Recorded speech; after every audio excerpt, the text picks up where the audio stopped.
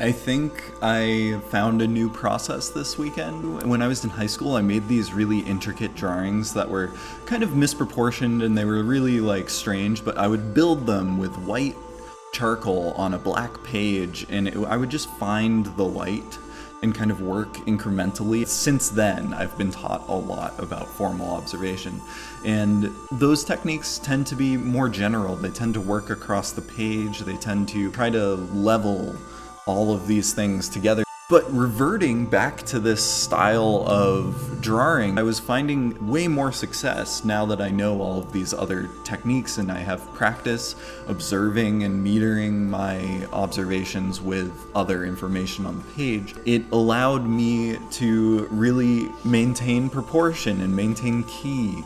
I felt like it was a really successful painting, a really successful piece for me, and it's inspired a series of animations I want to do of different hand poses.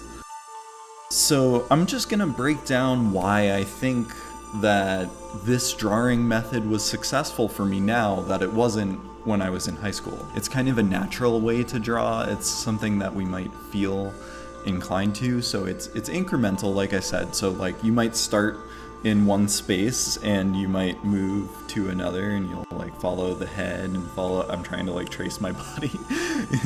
But there are a few key things I was doing that helped me maintain proportion and really focus on what I was seeing.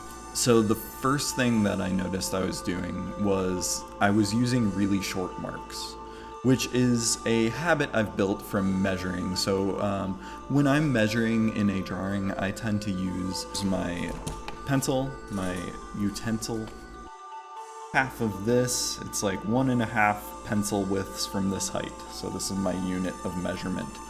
And when I do that, I kind of make little marks and just measure out where everything is. Those tiny marks are just notes. They're little notes that tell me what I've seen. They don't always stay fresh in my mind, like I forget what they mean sometimes, but it does excite me to be able to kind of talk about form in such a brief, succinct way.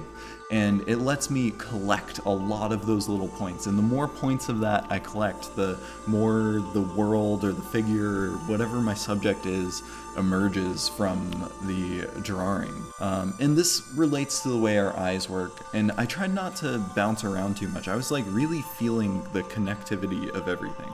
The next step in my education that I think has built the platform for this to be successful is I spent a long time drawing really fragmented self-portraits that I would like kind of glue all the fragments together. I would use a compact makeup mirror, so like if you get those little foundation kits, and it was really nice because I could do it anywhere, and I love the portability of drawing and sketching. So I had a sketchbook and a mirror and I would just draw whenever I could. And I had to learn how to relate pieces of information that I couldn't see anymore. So things that I had lost track of, things that I had one reference point for within that mirror, but then I had to relate it to things outside of what I could see. When you're making marks, each of those marks relates to another point on your page. A part of trying to get each of these disjointed pieces of information put together was to understand my format. So you'll see me drawing a box around my drawings a lot lately, especially on this smaller scale. Knowing what the edge and the limits of my page is, even just giving yourself the reminder that there is a format is just such a powerful like mental advantage that you can have when drawing. I think the third thing that helps me make this process more successful than it was when I was younger is that I've spent a lot of time looking at things. It feels like I can put down my pencil on a page and I know that that is the place that that mark can start. I don't have too many reservations about where do I start this drawing. It's kind of already there.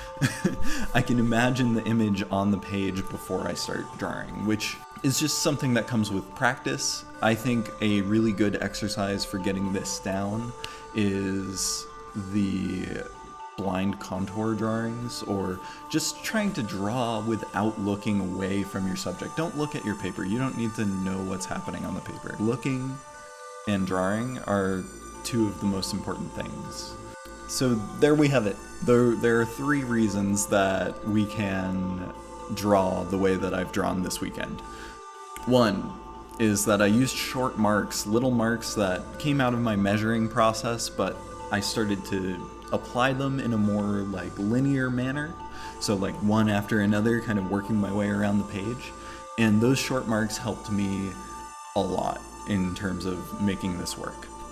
2, I spent a lot of time drawing fractured self-portraits, so tiny little observations everywhere, and had to kind of relate them all together.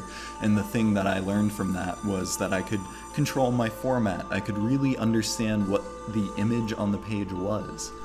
And then 3 is just having the ability to draw without looking at my paper. Practicing blind contour. Experimenting with mark, not being so limited by what the image is that I'm creating, but knowing what's happening in my head.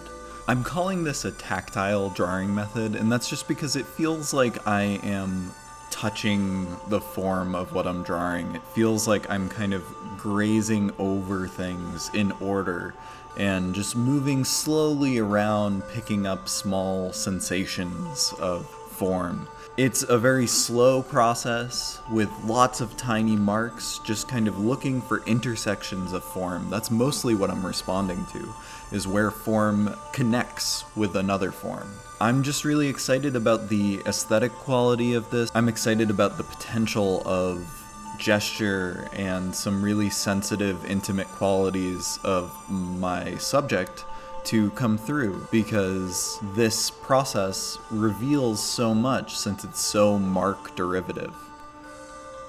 If you're interested in hearing more about this process among many others, you should subscribe to my channel. I am live painting a few times a week, and you can ask me questions there. I would love to see you soon.